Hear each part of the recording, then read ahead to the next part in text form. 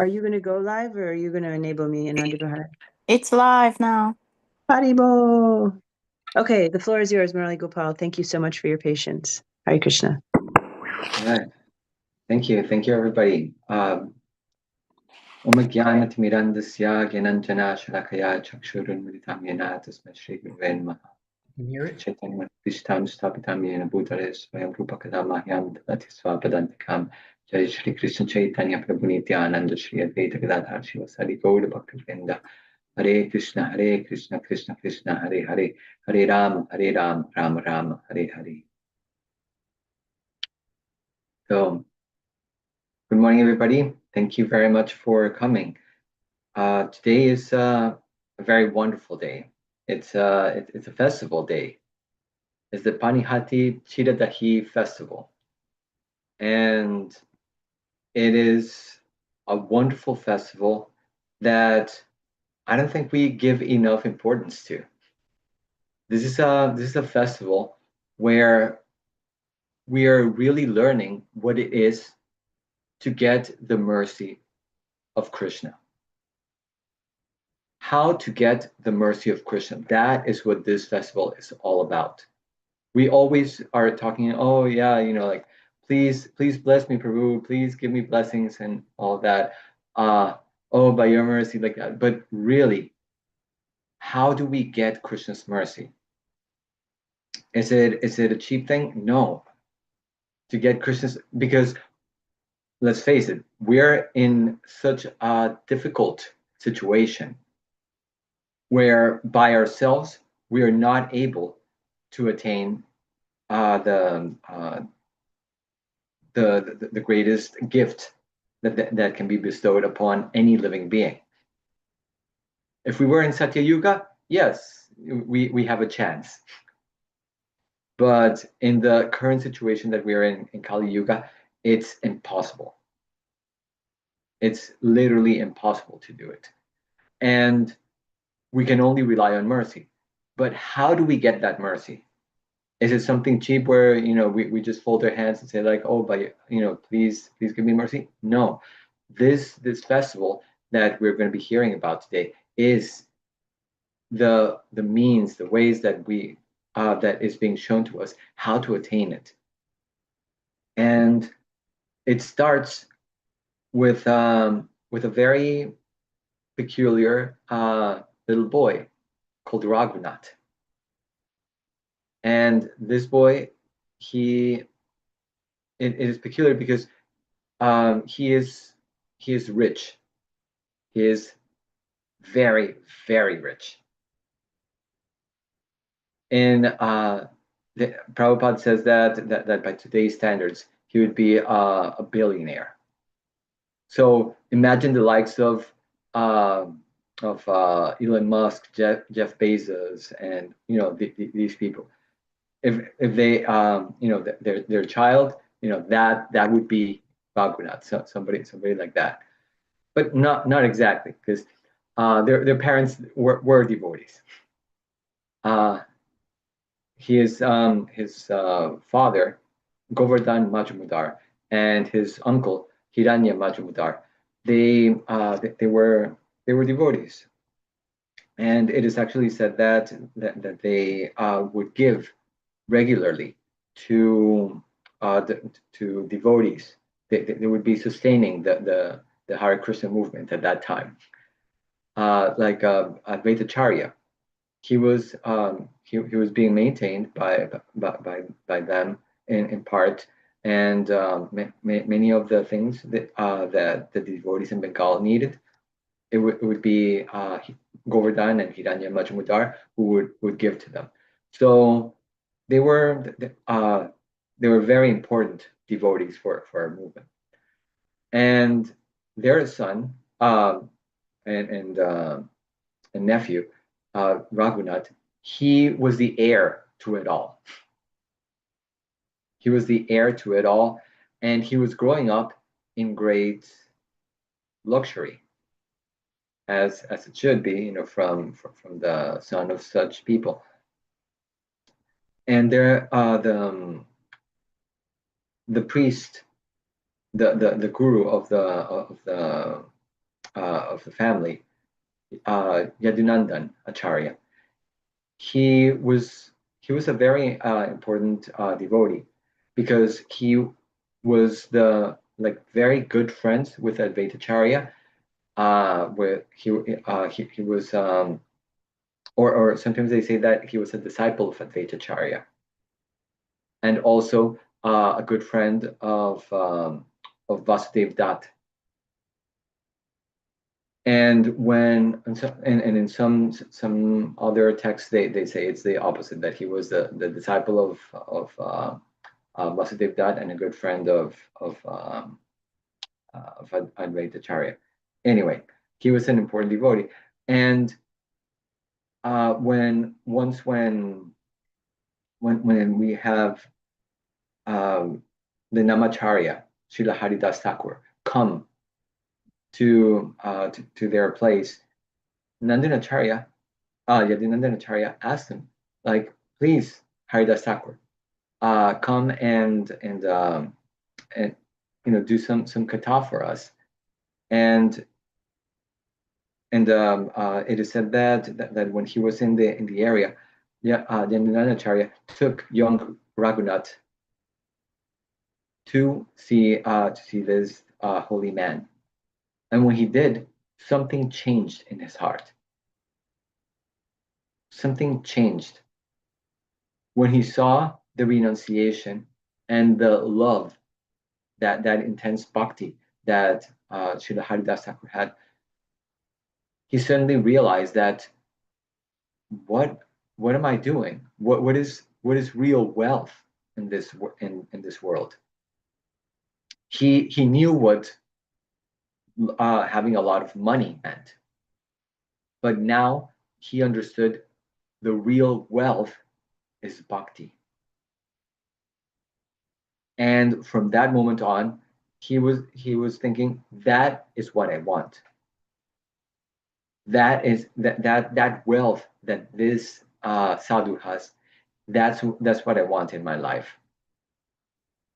But obviously, parents are not very happy when their children start becoming a little too renounced. And when they saw that Raghunath was starting to not follow the usual way that all the other devotees were, but now was starting to become more renounced. They even married him. They even married him because they said, yeah, let's make sure he is completely settled down. To a very wonderful Vaishnavi, that they said, it is said that she was as beautiful as an angel, as an apsara. But in spite of this, Raghunath wanted to leave the house. So from time to time, he would try to escape. He wanted to go to, he was living in Bengal. He wanted to go down to Puri, Jagannath Puri, where Lord Sri Chaitanya Mahaprabhu was living. Krishna is living there in Puri, and Raghunath was living in Bengal. So he was, I need to get out of here. I need to leave this place of materialism and just dedicate myself 100% to Lord Chaitanya. And so he kept trying to escape, And the parents now had guards on him 24 hours a day, making sure that he would always come back, that he would not escape the house. Sometimes children want to escape, to go to join the circus. Well, Raghunath was trying to join Sri Chaitanya Mahaprabhu, and constantly he was being brought back. And then at some point, even the father was talking. Govardhan was talking to his wife, saying, like, maybe we should tie him up constantly. Just in that way, make sure that he's not going anywhere. And the mother said, like, we tried binding him with the love's affection of a beautiful wife, and he's still not restrained. What can physical ropes do? So Raghunath Das Goswami, well, at that point, just Raghunath, he wrote many letters to Sri Chaitanya Mahaprabhu, begging him, like, please liberate me from this prison of wealth that I'm in, of this prison of sense gratification that I'm in at this moment. And letter after letter after letter, and nothing. Has anybody ever prayed to Krishna and wondered, is he listening? So Krishna is listening. He just knows what he's doing. He was incrementing Raghunath's desire. That's what was happening.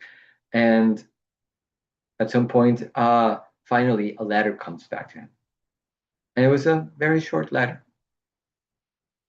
It was saying, don't be a Markata Vairagi. Don't be a monkey renunciate. What is a monkey renunciate? It's a person who acts like the monkeys. A monkey has no possessions. He lives in the jungle under a tree every night. But it's all about thinking about how to mate with female monkeys and eat bananas. That's all he thinks about. So he was saying, don't be monkey renunciate. And he said that you should be like a wife that has a paramour. A wife that has a paramour.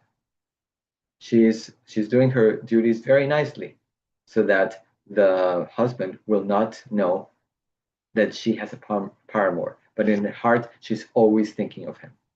So that was his advice.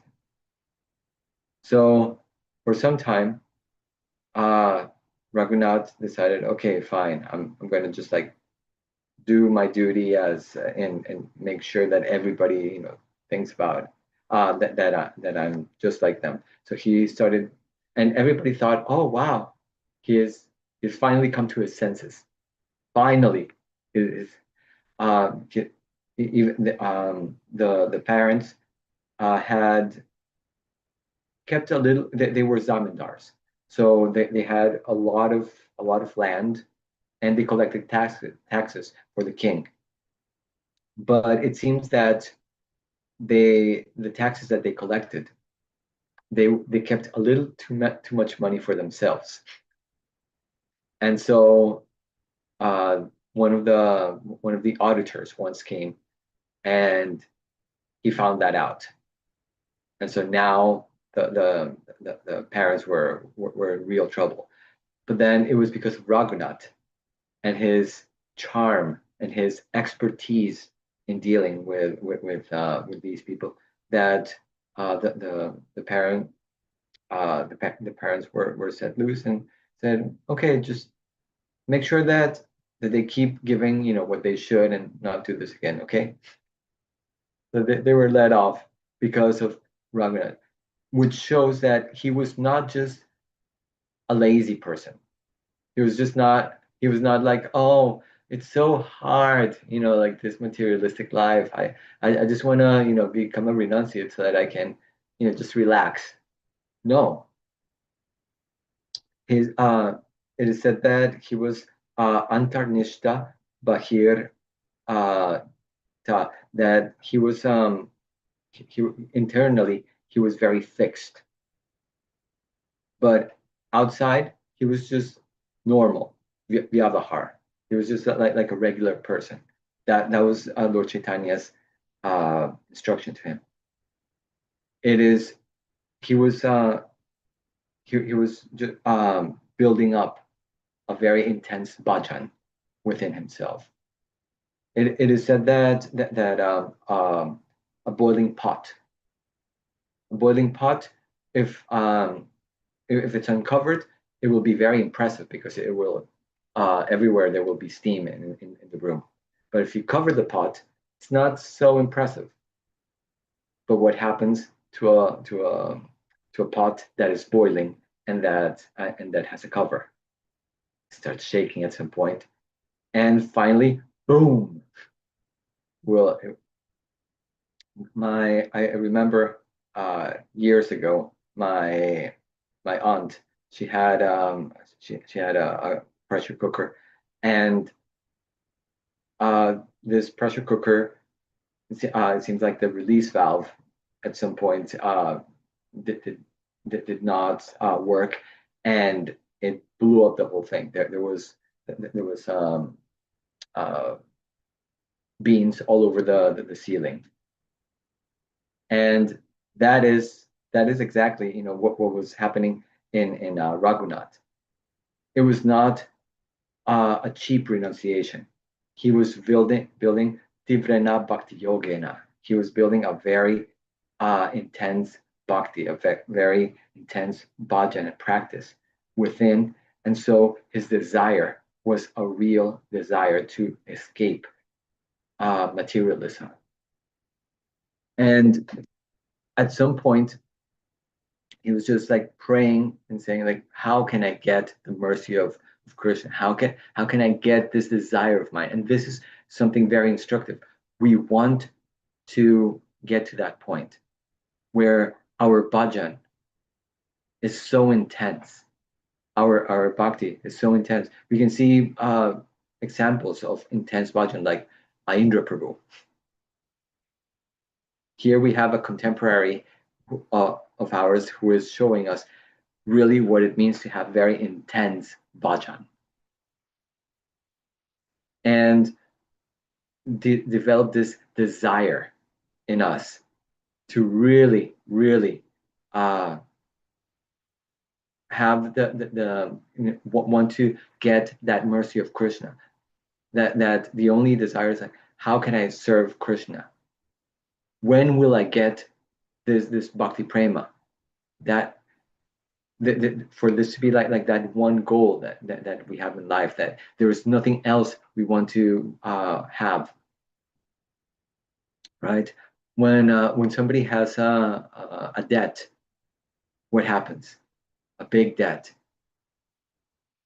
You can't think of anything else. Throughout the day, that's all that you may do this or that, but that is just in our mind constantly. So at some point, he heard that nearby in the town of Panihati, Lord Nityananda had come. And then he asked permission, like, please, can I go see him? I need to go see him. So, okay, fine. You'll go with a lot of guards with you to make sure that you don't go anywhere. So Raghunath went there. And it said that Lord Nityananda was sitting underneath this big banyan tree, and the river was behind him. He looked effulgent. And when Raghunath Das Goswami, when he saw him, he just paid his obeisances from afar. He was feeling so humble, which shows that this is the real, this is one of the real characteristics of somebody who has developed bhakti within. Because outside, we can fool people. Oh, look, I don't have much possessions. Oh, yes, Prabhuji, and bob our heads from side to side while we put our hands together, right? But the real the real truth of who is a sadhu, who is a person who is really advanced in bhakti, comes from not from this. It doesn't come from crying, when they're in kirtan. Sometimes, that may happen. Sometimes it may not. But something that will sure tell you is, what is their humility? What is their humility? What is their attachment for the deities? So here we see Raghunath Das Goswami, very humble, very humbly paying his obeisances from afar, because he doesn't even think himself worthy of coming and meeting Lord Nityananda. Now, for us, that could be possible. Like, yeah, sure, why not? But imagine his position. He is very rich. He is known by all the devotees. Somebody that generally that wealthy does not is very difficult for them to display this type of humility, right? When we have it is said by Queen Kunti that when one is very learned, one has a lot of beauty, one is one has great education and wealth. I think those are the four. These four things are like intoxicants. But Raghunath Das Goswami had none of it. He was completely sober. And so when he was paying his obeisances, Lord Nityananda, who is in the heart of everyone, he knows what is in the heart of Raghunath. And he saw that it was for real. And then he called him up. He said, like, okay, bring him to me. And he said, you're a thief, Raghunath, you're a thief, he called him. Because a thief is always keeping a distance. So you're like a thief, like, oh, you. And some commentators say that Lord Nityananda was saying that because he was thinking that he's stealing the heart of Lord Chaitanya by his behavior. So he said, and thieves, when they're caught, they must be punished. So I'm going to give you a big punishment. You are going to feed everyone with chipped rice, with chita. Now, this is a funny thing to say because chita is at that point was the cheapest thing you could find.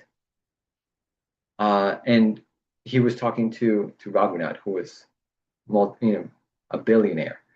And when it's like if today you ask somebody like Elon Musk or Jeff Bezos, like, okay, the punishment for you is that you're gonna feed everyone, I don't know, what is something cheap? Potato chips.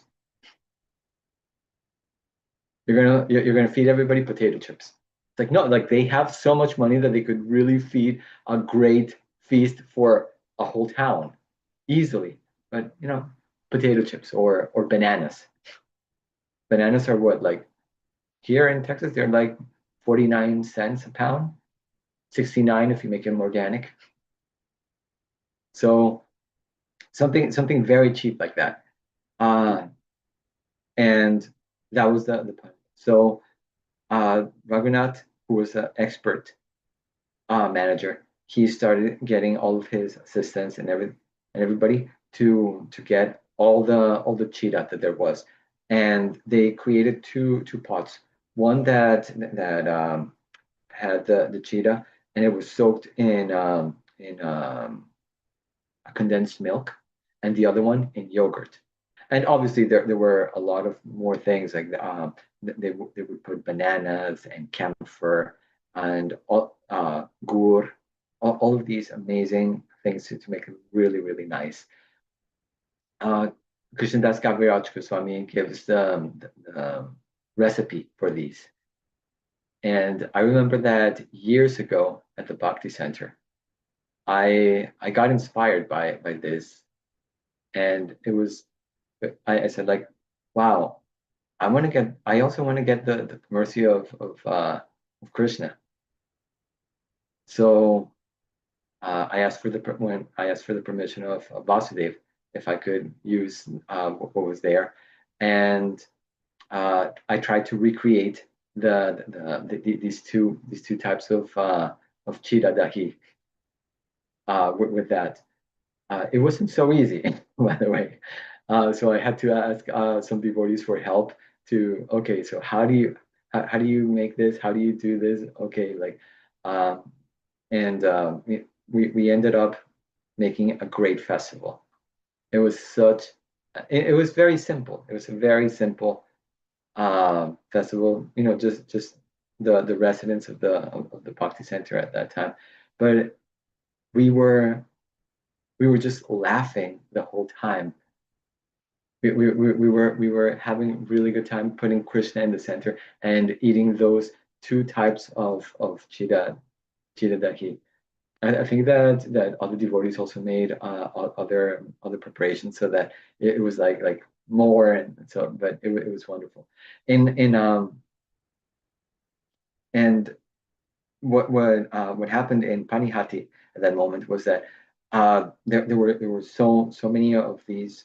Everybody was getting two pots, two little clay pots. One with the cheetah the cheetah with yogurt, and the one with condensed milk, and they would sit around Lord Balaram like a lotus. And when there, yeah, because wouldn't you want to sit near Lord Nityananda if like, so everybody was gathering like that, and when there was no more space there, then they were lining the banks of the river, and when there was no more space for that, then they were just standing on the river. So, but everybody would just wanted to be in the action, and it is said that some of the sellers of sweetmeats around, they were like, oh, there's a festival, here's my chance to make some money, and they were selling it. And Raghunath Das Goswami said, okay, I'm going to buy all of your sweets. Just sit down and get your chita dahi. So he bought all their sweetmeats, and he distributed all of that as well. So Raghunath Das Goswami made such a wonderful festival. And it is said that when everybody was enjoying like this, suddenly somebody comes frantically to Lord Nityananda, and it was Raghava Pandit. He was like, "My Lord, what's going on? My Lord, you were supposed to come to my house for lunch, and now I see you here, and you're eating like that. So, like, what's you already have, there's a whole meal prepared for you at my house." And Lord Nityananda is very funny. His response was, "I'm a gwala." You know what a gwala is? It's the soft Vrijabhasi way of saying "go wala." Is the protector of the cows. I'm a cowherd boy. I'm a go wala, a gwala, and uh, gwalas, they like to have picnics by the river. And it is said that everybody that was around, they saw, they felt that the Leela was being recreated of Lord Balaram being surrounded by his cowherd boyfriends having a picnic near the Yamuna. So that was being recreated. He said, "But don't worry, just I will come tonight for to take at your place." So that night, well, we'll leave that. So another thing that happened while the festival was going on was that everybody was so happy, everybody was so satisfied that Lord Nityananda, he started just walking around everybody and doing something very mysterious. Lord Nityananda is a very mysterious person. He was taking he was taking a handful of the chipped rice from the pots of everybody and eating it himself and going like this to the air. It was like everybody was like, what is he doing? He had actually invited Lord Chaitanya. He had invited Lord Chaitanya to come to this wonderful festival. And Lord Chaitanya came in an invisible form, so nobody was seeing him. And he was taking, they were both taking from people's pots and feeding each other. They were feeding each other with them. Now, this is something very odd. The Lord taking from the devotees. We should know that this is, you have to have some very special adhikar for this. You have to be a very elevated devotee for this to happen. But this is what was going on. And that night, when they went to Raghuva Pandit's house, they had prasadam, they had kirtan, and at the end, Raghuva Pandit, he had told when the prasad was going on, he told Raghunath Das Goswami to just like wait. And after Lord Nityananda had eaten, then he took those remnants of Lord Nityananda and he gave them to Raghunath. And when he gave them to Raghunath Das Goswami, he was in ecstasy. He was in ecstasy. And then the next morning, when Raghunath met with Lord Nityananda said, "Do not worry, because you have satisfied the devotees so much, and you very soon you'll be able to leave. You know, very soon your wish, your desires will come true." So that's what happened. Lord Raghunath Das Goswami, he just became very, very filled with this intense desire to like go to leave, and when he returned home, he didn't even want to sleep in his house anymore. He started sleeping in the Durga Mandap, just outside his home, just in that little temple. That's where he would sleep. And one night, Yadunanda Acharya came, his guru. He came, and he was thinking like, where's Raghunath? Oh, there he is. Raghunath, the pujari for the family deities, he has run away. There's nobody to do the worship. So we see that even in those times, being able to have consistent pujari services is difficult. So we very much appreciate Vasudev, for all of his services and how he tries to keep the worship of Radha Muralidhar constant and nice. So, and the Acharya was doing the same. Like, okay, we need to bring him back like that. You have to bring him back. And so he said, okay, don't worry, I'll go. But it was so late. So like, don't worry, I'll go and I'll talk to him. But it's very late now, so maybe you should go take rest. And he said, okay. So it is not mentioned whether he did or not, but we assume that he did. He went and did that duty. But it's like, oh, there are no guards. There's nobody with me, and it's late at night, and I'm free. So he took that opportunity and he left. He finally started going to Puri, and remember the pot? Now it was exploding. That pot was exploding, and it is said that it took him 12 days running to get to Puri. During those days, I believe that he only he only ate like 3 or 4 of those days, but he didn't care, because in his mind, all he could think of was the lotus feet of Lord Chaitanya. That's what his internal desire had brought to him. I want to attain the lotus feet of Lord Chaitanya. And he went through the back roads.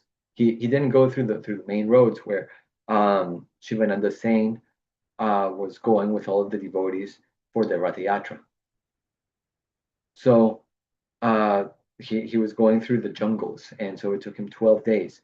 And it is said that when it was discovered that Raghunath had left, then the guards, they all started looking for him everywhere. They even reached Shivananda Sain on his way to Puri with all of the devotees there from Bengal, and they asked, have you seen him? Like that? No, nobody has seen him. So he finally he was able to somehow or other get to Puri without being intercepted in the way. And when he saw Lord Chaitanya, he was embraced by Lord Chaitanya. And he said that it was, what he did was very difficult. He said that what he did, escaping luxuries, escaping the sense gratification, is extremely difficult. And now he put him under the care of Swarup Damodar Goswami, who was the personal assistant to Lord Chaitanya. What we know nowadays from the Antya Lila was that is very, very secretive. That was the last 12 years of Lord Chaitanya. That we get it from what Swarup Damodar was telling Raghunath, that was happening in the Gambhira, where Lord Chaitanya at night, the ecstasies that he had, that's during those nights where only Swarup Damodar Goswami and Ramananda Roy were allowed. There, those meetings with them, it was communicated to Raghunath Das Goswami, and Raghunath Das Goswami told it to Krishnadas Kaviraj Goswami. And that is how we know about those last 12 years of Mahaprabhu. Thanks to Raghunath Das Goswami. And so we have a lot to thank to Raghunath Das Goswami. And from then on, it is not that he just went like, okay, that's fine. I made it. Now I can relax. No, his bhajan increased, his renunciation increased, and I don't think I have time to go into how his renunciation increased and his love, his dedication increased. But Raghunath Das Goswami is the acharya for the prayojana, for the goal of life. For how does it look when we attain that highest goal in our life? And he was showing us through the Panihati how we can attain that. So we have just a few minutes. If anybody has some comments, questions, or interesting jokes. Thank you so much, Murali Gopal. I really just so appreciate your storytelling. You really kind of take us into a place and into a mood, and really feel like we're with the characters and feeling the emotions they're feeling. So really appreciate that. And everything you taught us about Raghunath Das Goswami as an exemplar. Does anybody have anything? We have 2 minutes before Darshan. Adi Purush Prabhu, anything you would like to reflect from this journey we just went on? Well, before we even attempt to speak, we ask Srila Prabhupada what he wants to say. I don't have anything prepared.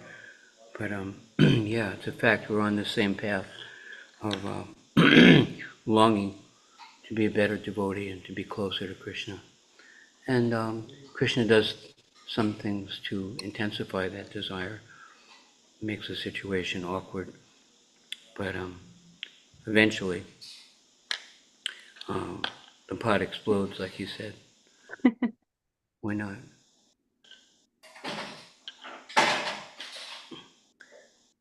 We've seen devotees like that over the years. We remember Kevala? Murali Gopal, do you remember Kevala? Kevala Yes.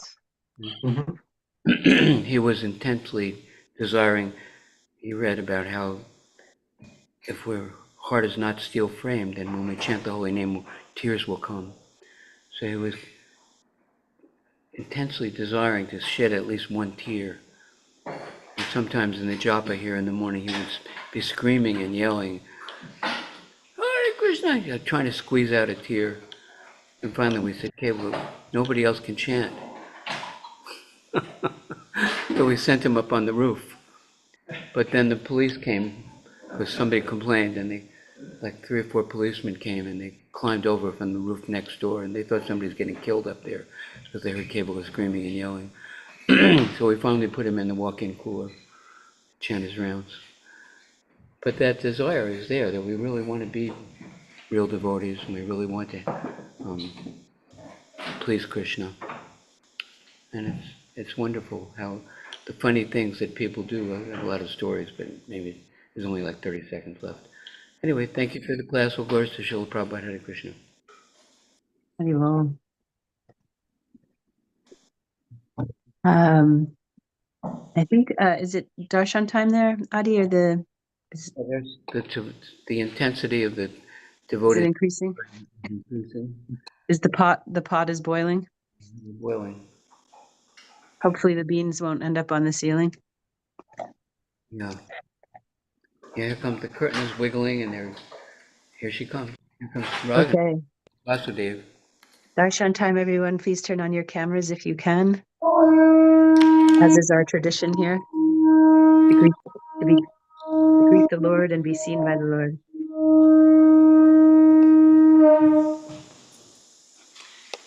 Do you see the temple equipment? This one is dying. There's a temple. Turn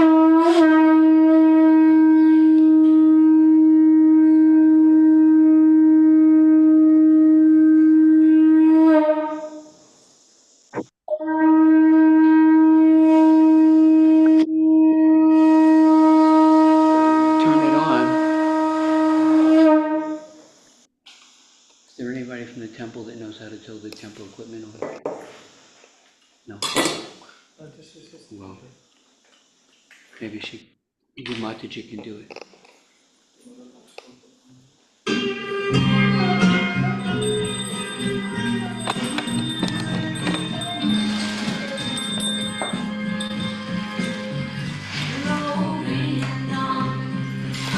Purusham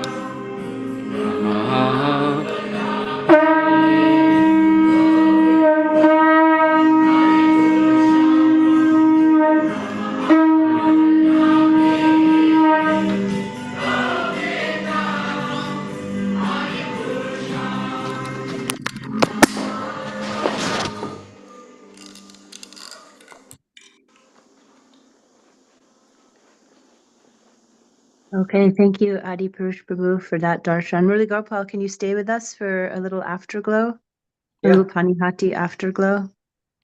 Yes. Yeah, let's see if anybody has any questions. I think my takeaways are, the themes that you really brought out around humility was one thing that really stood out to me, and something about like equality, that sort of everybody, the way that sort of everybody was being fed this very simple thing, and then sort of so many people were partaking in it just without any distinction. That kind of came through in what you were saying to me, and then also just just the importance of offering to the Lord with love. But do you have any advice for us on anything we could do if we're not near a temple today to observe Panihati, to observe this special day? Maybe bust out the condensed milk and bananas. Oh, it's a good excuse. You can definitely have your own Panihati like that. Well, what we see in Raghunath is the intense desire to attain Krishna. So if you're within the proximity of devotees, try to make the devotees happy, because that is how he got the mercy of Lord Nityananda. It was because he made the devotees happy. He served the devotees. That is what got him the mercy of Lord Nityananda and the mercy of Lord Chaitanya because of that. So that is one thing. Also, if you don't have devotees around you, right? Because some devotees that are in that situation, you can try to intensify your bhajan.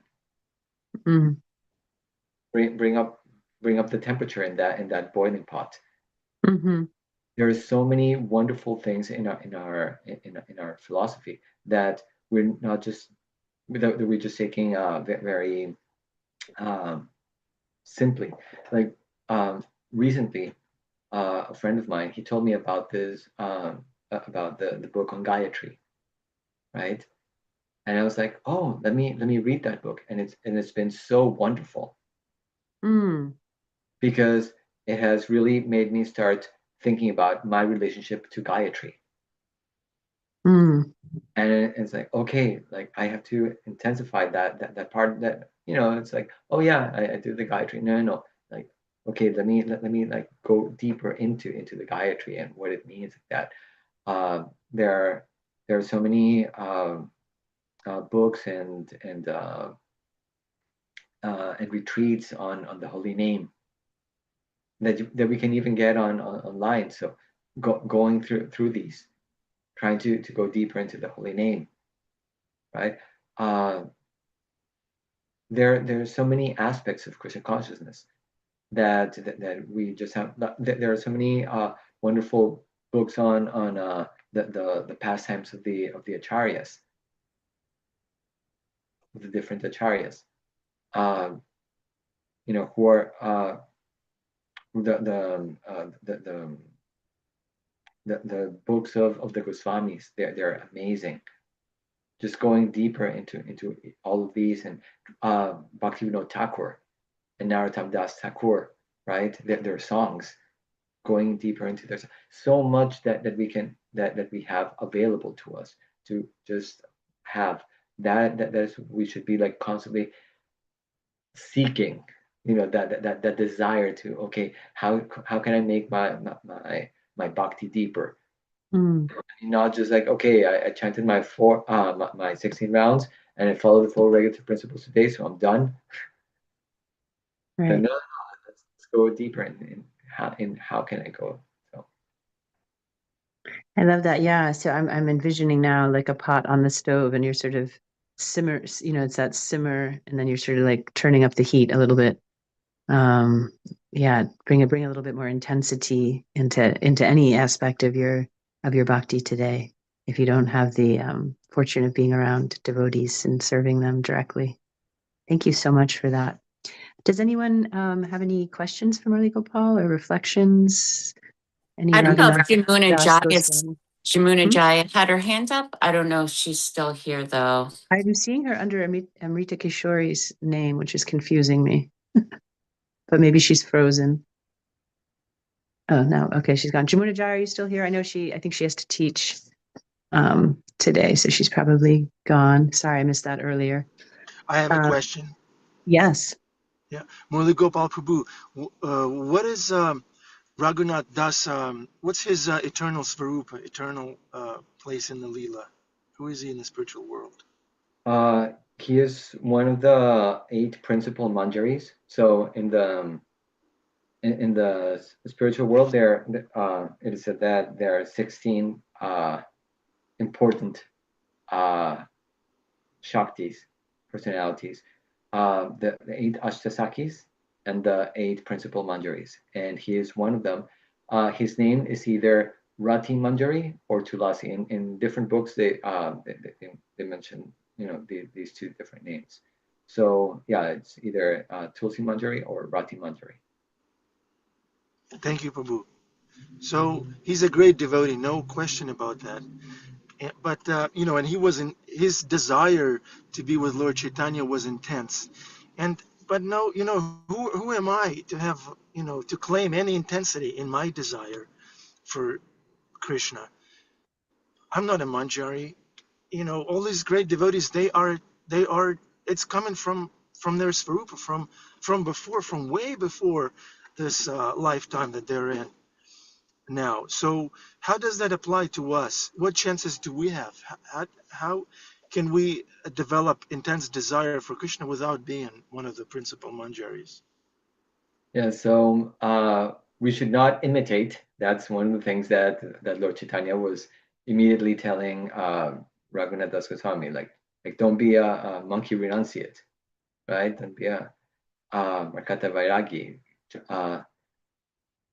So trying to just imitate him and eating just 1 poundful of buttermilk a day, and even if that, sleeping 2 hours a day, even if that's not possible for us.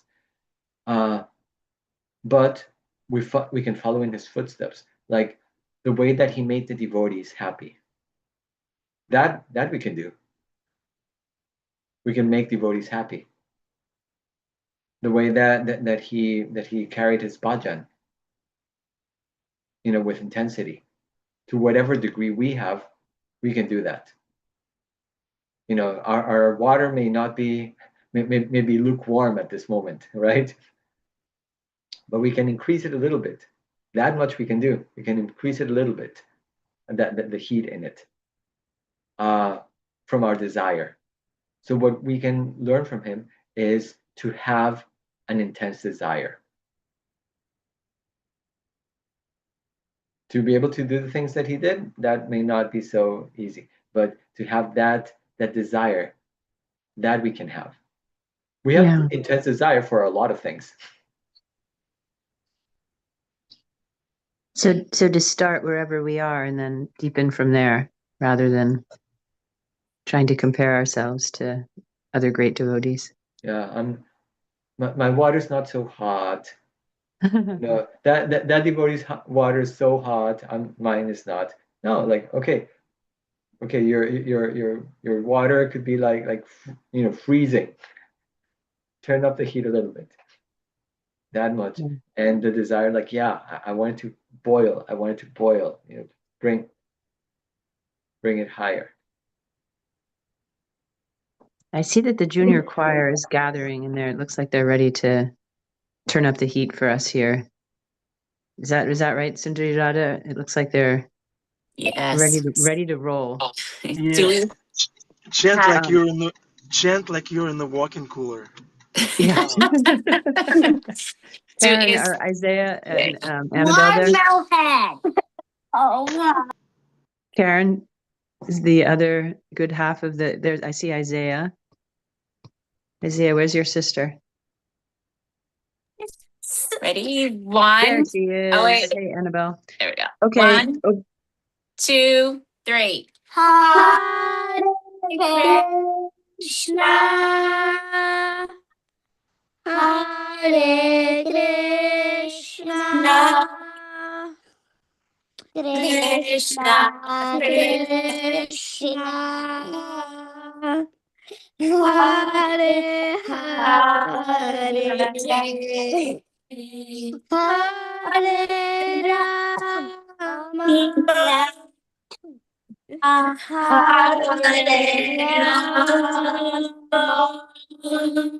Rama,